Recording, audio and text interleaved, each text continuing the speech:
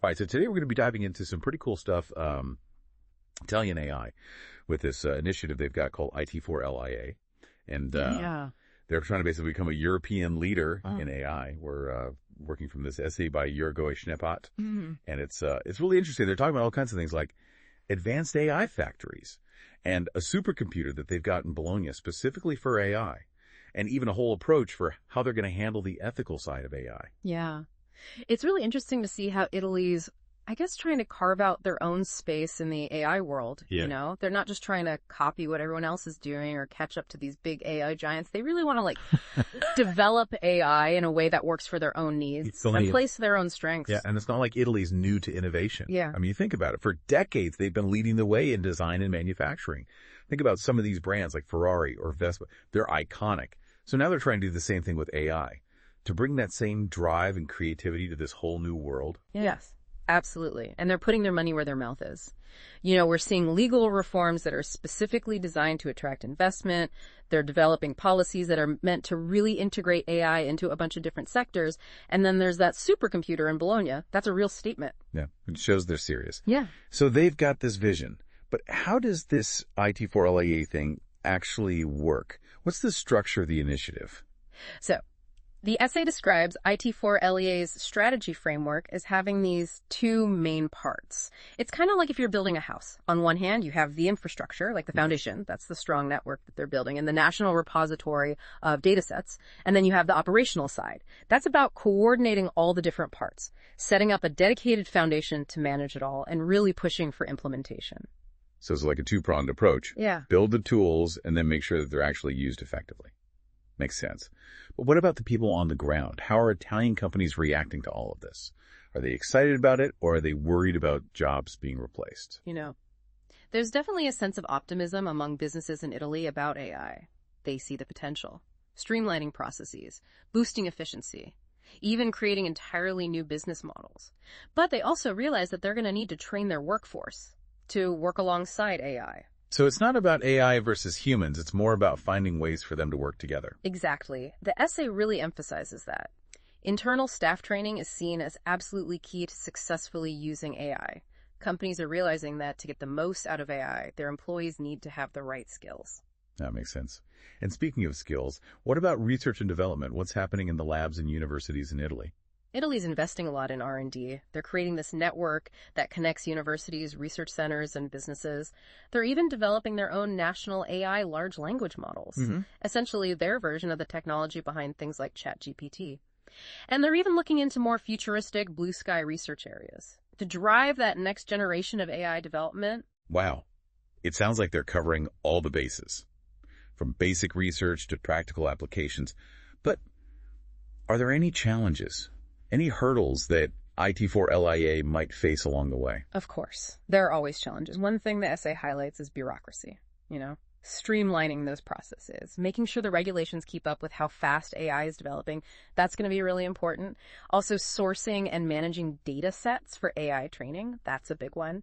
And then, of course, there's the funding question. While IT4LIA is linked to the CHIPS Act, there's still some uncertainty about the long-term financial picture. So navigating the complexities of funding and regulations, that's going to be key. But let's shift gears for a second and talk about some real-world applications of AI that are already happening in Italy. What are some examples that really stand out?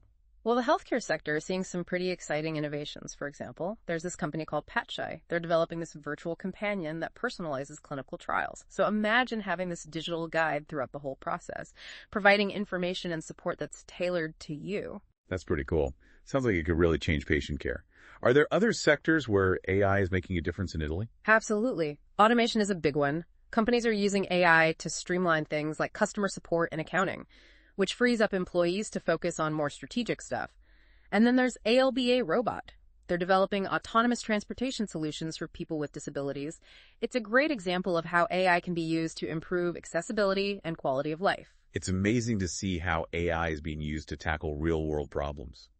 And speaking of applying AI, let's talk about how Italian companies are using it to make their businesses run better. AI is becoming really powerful for businesses, especially in areas like sales forecasting and inventory management. Companies are using AI algorithm to get better at predicting demand, which can help reduce waste and make supply chains more efficient. It's like having a crystal ball, helping them make smarter decisions. So using AI to improve efficiency and boost their bottom line. Exactly. And it's not just private companies. The Italian government is also doing a lot to promote AI adoption. They've got all these programs to develop expertise, enhance training, and create STEM jobs. And they're working to integrate AI into daily operations and public administration. So it sounds like a real team effort, with the government, industry, and research institutions all working together. Yeah. But no deep dive would be complete without talking about partnerships. What role are they playing in all of this? Partnerships are super important, and Italy knows that. They're building this national R&D network that connects competence centers and technology clusters. So it's a central hub for knowledge sharing and collaboration. So it's not just about individual companies or institutions going alone. It's about building this ecosystem where everyone can benefit. Exactly. And it goes beyond Italy, too. They're participating in international groups like the Global Partnership on AI, which is all about responsible AI development on a global scale. That's awesome. It's like they're building bridges across borders, fostering a global community of AI innovators. But let's be real for a second. With any ambitious project like this, there are always going to be some challenges and criticisms. What are some of the hurdles IT4LIA might face? Well, one concern, especially for small and medium-sized enterprises, is the regulations. It can be tough to deal with all the rules, especially if you don't have a ton of resources. And then there's the funding question. Even though IT4LIA is linked to the CHIPS Act, it's still not totally clear what the long-term financial support for these AI factories will look like. Ah, yes. The eternal challenge of getting funding for ambitious projects. What about public perception? How are Italians feeling about this grand AI vision? It seems like public opinion is mixed. There's excitement about the potential economic benefits, but also some skepticism, especially about whether it's actually possible to coordinate such a huge initiative across Europe. Some people are worried about jobs and making sure AI is developed ethically.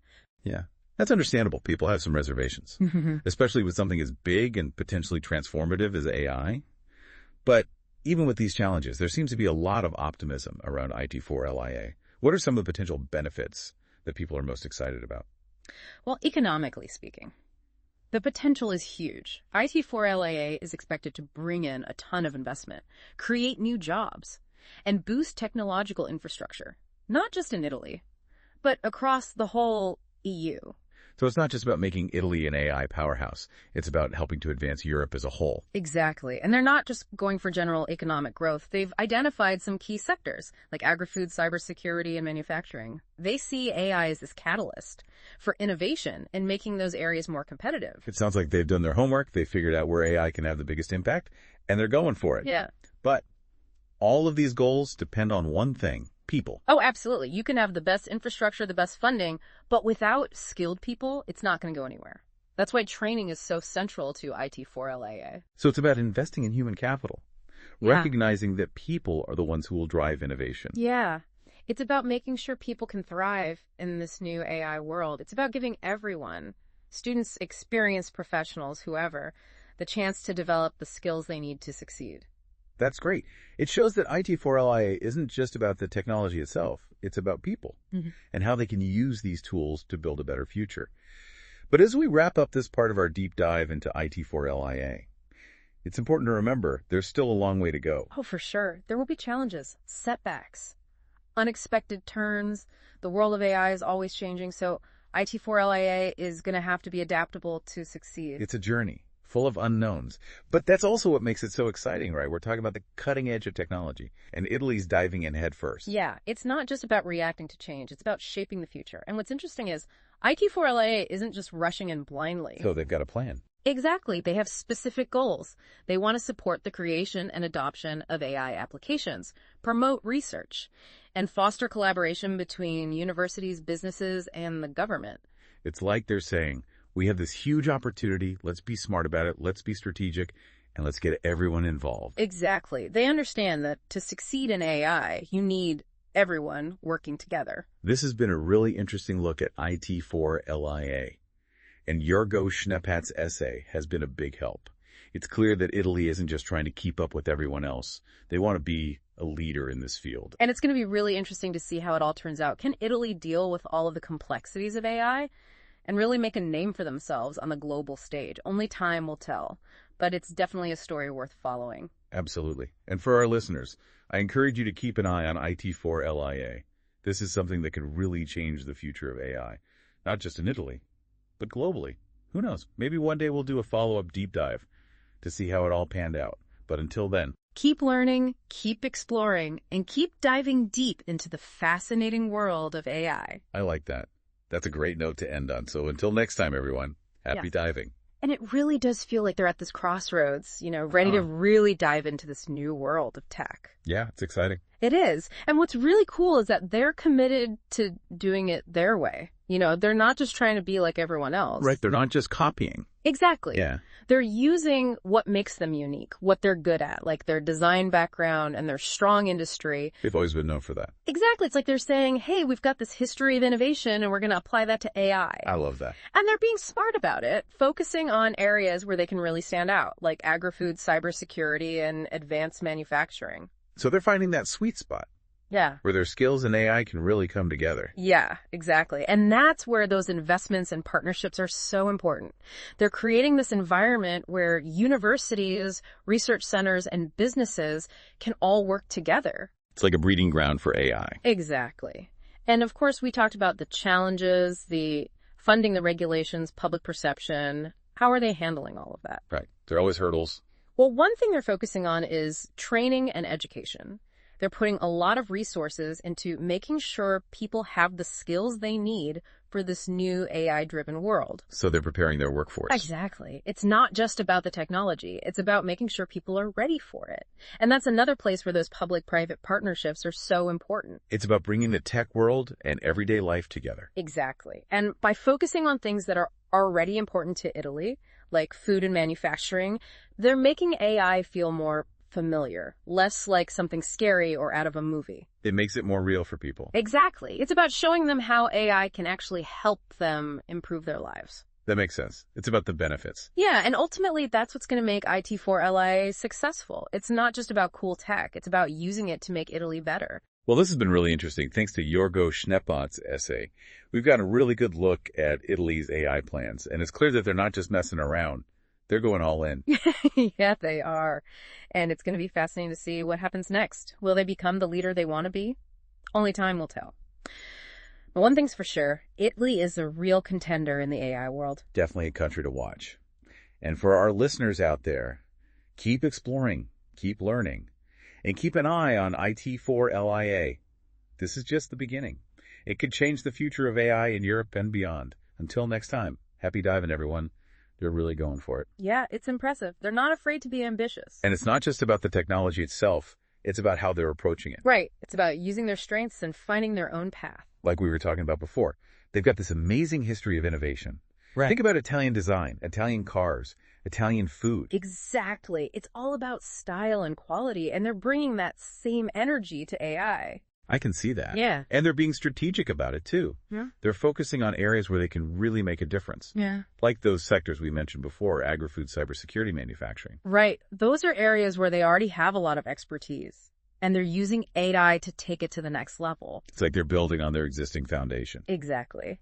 And those partnerships are key, too. Bringing together universities, research centers, businesses, all working together to make it happen. It's a real team effort. It is. But of course, there are still challenges like we talked about. Funding regulations, public perception, those are all things they have to deal with. Right. Every big project has its hurdles. How are they addressing those concerns? Well, one thing that really stands out in the essay is their focus on training and education. Making sure people have the skills they need. Exactly. They're investing a lot in making sure the workforce is ready for an AI-driven economy. So it's not just about developing the technology. It's about making sure people can use it. Right. It's about empowering people, not replacing them. And those public-private partnerships play a big role there, too. It's about connecting the tech world with everyday life. Exactly. And by focusing on sectors that are already so important to Italy, like food and manufacturing, they're making AI more relatable, more understandable. It becomes less scary and more like something that can actually benefit people. Exactly. And that's really the key to IT4LIA's success. It's not just about cool tech. It's about using that tech to make a real difference in people's lives, to make Italy a better place. Well, this has been a truly fascinating look at IT4LIA. Thanks to Jörg-Owe Schneppot's work, we've learned so much about what Italy is doing with AI. It's a really interesting story, and it's just getting started. It's definitely a story worth following. Italy is a country to watch in the world of AI. Yeah. Who knows, maybe we'll have to do a follow-up episode in a few years to see how it all turned out. That would be great to see how it's all progressed. For our listeners out there, keep exploring, keep learning, and keep an eye on IT4LIA. The future of AI is being shaped right now, and it's happening all over the world. Thanks for joining us, and until next time, happy diving, everyone.